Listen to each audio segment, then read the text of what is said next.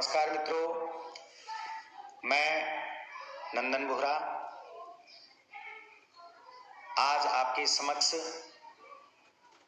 कल माननीय सर्वोच्च न्यायालय में हुई जिरह चर्चा के विषय में कुछ बातों को पेश करना चाहता हूं। आपके द्वारा लगातार कल से मुझे संदेश प्राप्त हो रहे हैं, फोन कॉल आ रहे हैं। अपनी व्यक्तिगत व्यस्तता के कारण सभी लोगों के समक्ष रूबरू नहीं हो सका। इस हेतु आज इस वीडियो के माध्यम से आपके सभी प्रश्नों का जवाब देने का अपना छोटा सा प्रयास करूंगा। सबसे पहले तो मैं आप लोगों को यह बताना चाहता हूं कि विभिन्न संगठनों द्वारा, समाचार पत्रों द्वारा यह बात कही जा रही है कि NIOS प्राथमिक शिक्षक भर्ती 2021 से बाहर हो चुका है, जो कि निराधार है, बेबुनियाद है, कानून की आज्ञा की अवहेलना भी है। आप पूर्व में भी जो घटनाएं हुई थी, उन घटनाओं पर भी प्रकाश डालिए। कुछ संगठनों के द्वारा 25 जनवरी 2021 में जब इन्होंने NIOS को प्राथमिक शिक्षक भर्ती 2021 में 15 जनवरी के पत्र को रद्द करने हेतु माननीय उच्च न्यायालय नैनीताल में वाद दायर किया था, तत्कालीन न्यायाधीश न्यायमूर्ति श्री शरद कुमार शर्मा जी द्वारा उक्त भर्ती में स्टे लगाया गया था। मात्र स्टे को ही इन्होंने इस तरह से परोसा कि समस्त समाचार पत्रों के माध्यम से, सोशल मीडिया के माध्यम से और ऑडियो वीडियो कई माध्यमों से ये कहते हुए प्रचार करा कि NIOS DLED प्राथमिक शिक्षक भर्ती से बाहर हो चुका है, वह क्लीन बोर्ड हो चुका है। सब्र का फल मीठा होता है मित्रों। सच्चाई आप लोगों के समक्ष है। पुनः डबल बेंच में जब यही मैटर चला, न्यायमूर्ति राघवेंद्र चौहान जी ने इनके केस को खारिज कर दिया था, यह कहते हुए कि आपका उद्देश्य तो NIOS का 15 जनवरी का पत्र रद्द करना था, आपकी बात तो पूर्ण हो चुकी है, आप तो प्राथमिक शिक्षक भर्ती में एलिजिबल नहीं हो। यह कहते हुए उनके पत्र को, उनके उक्त रेट को, उनके याचिका को खारिज कर दिया। पुनः कई बार इन लोगों ने प्रयास किया कि हम इसमें इंटरवीन करके अपनी बात को पुनः जारी रखें, पर ऐसा संभव नहीं हो पाया। आज ये माननीय सर्वोच्च न्यायालय में अपनी बात को कहने के लिए पुनः गए। माननीय सर्वोच्च न्यायालय के समक्ष हम बतौर कैविएटर थे। मित्रों, आप लोगों को बता देना चाहता हूं, कैविएटर के सीमित दायित्व होते हैं, सीमित अधिकार होते हैं। वो बहस करते समय, अपनी बात को रखते समय सीमित अधिकारों के तहत ही बहस कर सकते हैं। फिर भी हमारे विद्वान अधिवक्ता द्वारा अपनी बात को रखा गया। तमाम टाइप की बहस चली। बहस होने के बाद जज साहब इस विषय में थोड़ा कंफ्यूज दिखे कि वास्तव में मामला है क्या।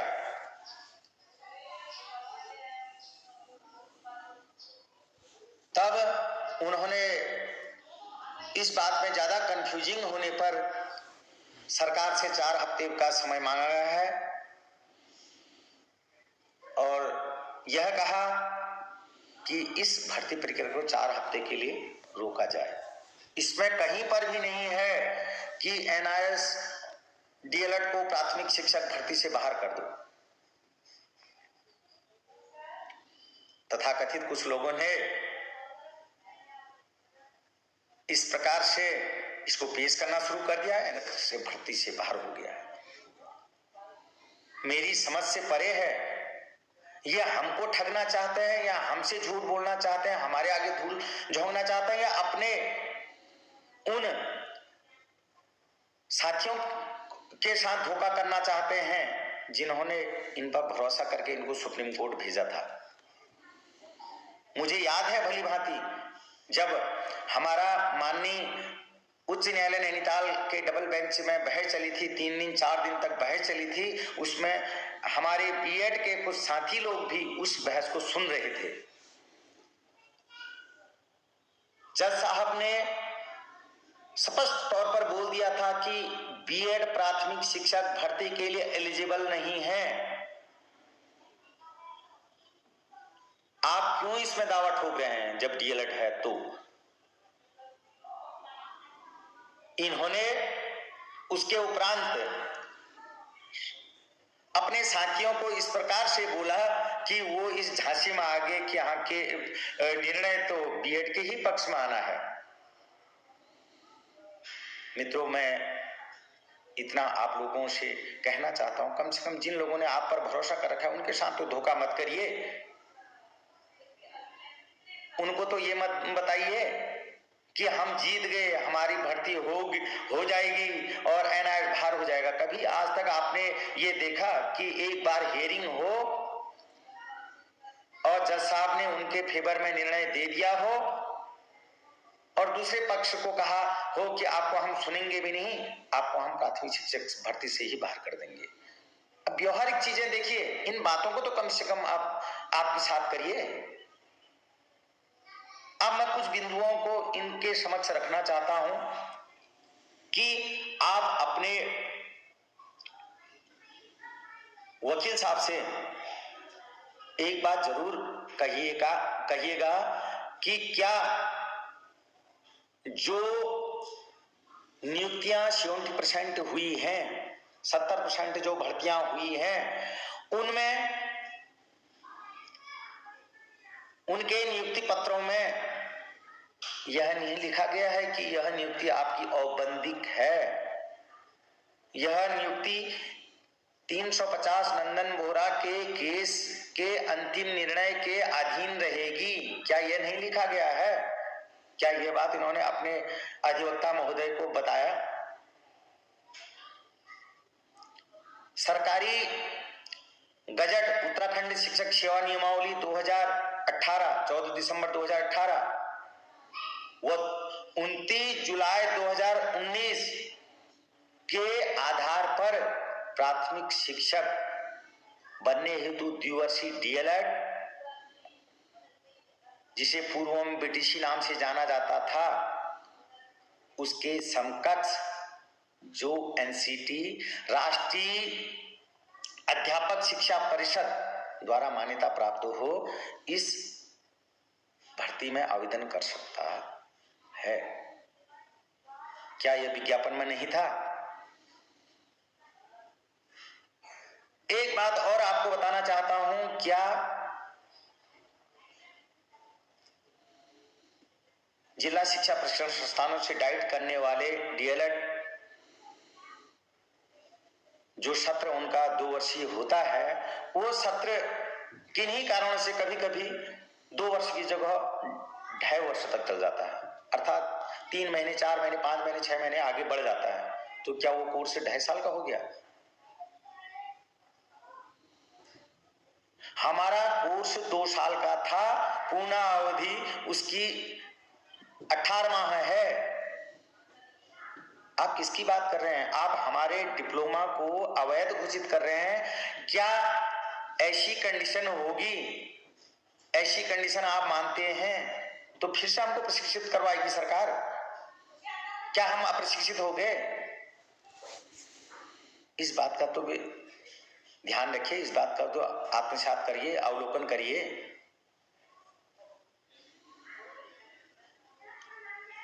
आपको और बात बता दूं, 14 दिसंबर 2018 की शिक्षक सेवा नियमावली नियम 9 के अनुसार योग्यताधारी अभ्यर्थियों से प्राप्त आवेदन पत्रों पर प्रथम वरीयता द्विवर्षीय डीएलएड का रहेगा। यदि डीएलएड प्रशिक्षित नहीं होंगे तो बीएड प्रशिक्षितों पर विचार किया जाएगा, विचार किया जाएगा। शब्दों की ओर ध्यान रखिएगा, कम से कम अपने अधिवक्ता महोदय को इन पॉइंटों को भी एक बार बताइएगा जरूर। भारत सरकार का राजपत्र दिनांक 10 अगस्त 2017 के आधार पर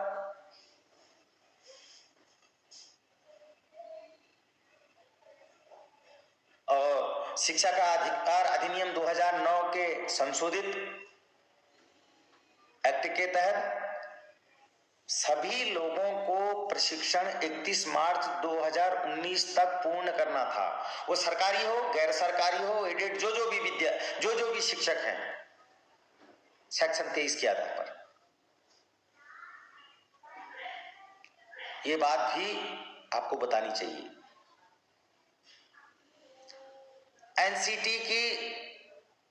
एनसीटी का जो पत्र 22 सितंबर 2017 का है, जिसमें स्पष्ट तौर पर गजट नोटिफिकेशन के लिए पत्र गजट डिपार्टमेंट को दिया था, उसमें लिखा हुआ है कि 18 माह में 6 माहों का इंटर्नशिप प्रयोगात्मक प्रशिक्षण भी शामिल है।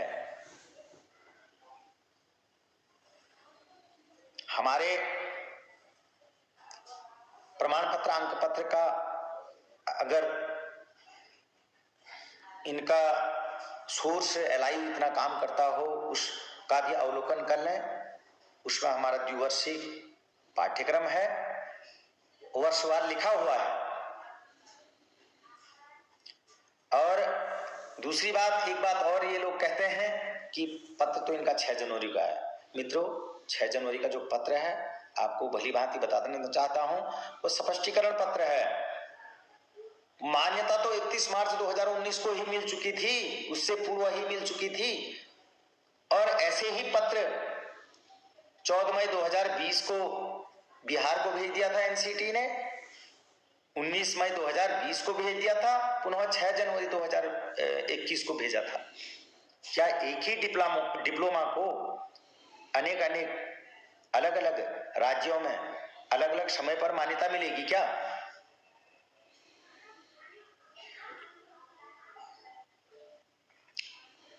भारत का राजपत्र 28 जून 2018 के आधार पर बीएड 1 से 5 तक पढ़ाने हेतु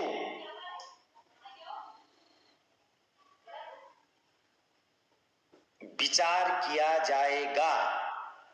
भारत के राजपत्र 28 जून 2018 में बीएड के विषय में लिखा गया है कि बीएड 1 से 5 तक अर्थात प्राइमरी में पढ़ाने हेतु विचार किया जाएगा। रखा जाएगा नहीं है ना?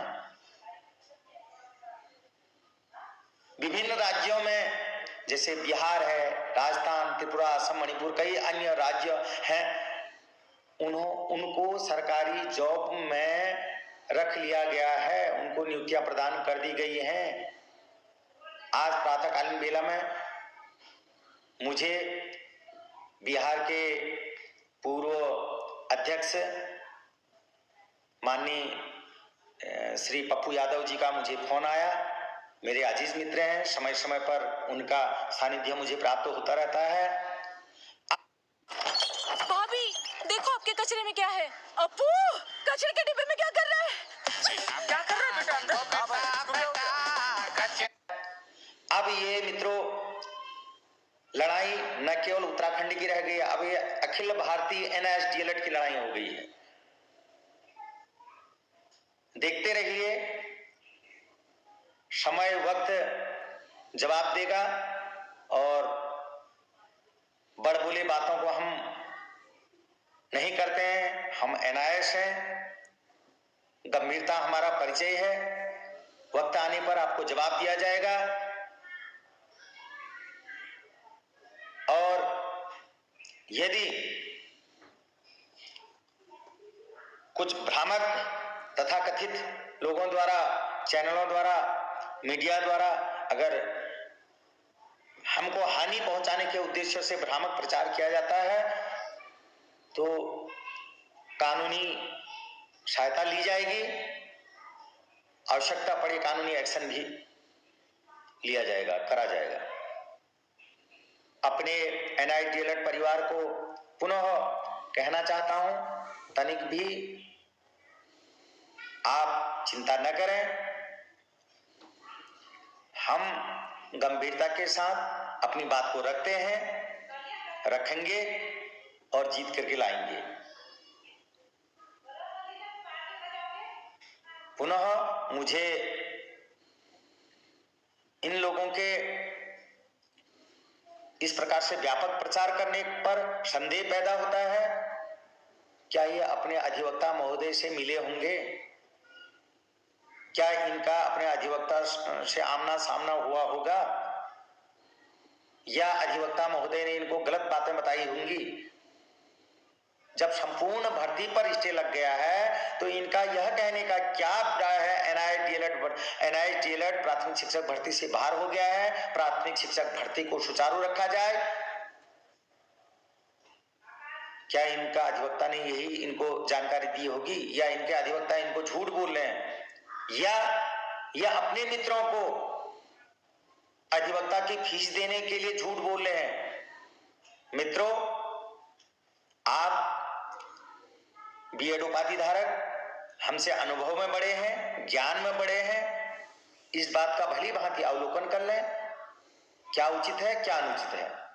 मैं नंदन बोरा अल्प बुद्धि वाला हूं, मुझे ज्यादा जानकारी नहीं है, मुझे ज्यादा बोध नहीं है, कानून के पहलुओं को मैं ज्यादा नहीं जानता हूं, आप लोग तो भली भांति जानते हैं। ध्यान रखिएगा, सबल सबल करके कदम रखिएगा, कहीं ऐसा ना हो खिसियानी बिल्ली खंबा नोचे। पुनः आप लोग निश्चिंत रहे। NIST परिवार आपके अधिकारों के संरक्षण के लिए हम साथ होकर के जिस प्रकार से पूर्व में लड़े थे, लड़ेंगे और झूठ फरेब का जो रास्ता अपना रहे हैं उनको मुखौटा जल्दी ही साफ होगा। पुनः अग्रिम शुभकामनाएं हैं। कहते हैं संघर्ष जितना लंबा होगा, जितना कठिन होगा, जीत भी उतनी प्रिय लगेगी और जीत तब भी और सुहावनी हो जाती है जब कुछ लोग हमारे हार का इंतजार कर रहे हों। इन्हीं बातों के साथ अपनी वाणी को विराम देता हूं। पुनः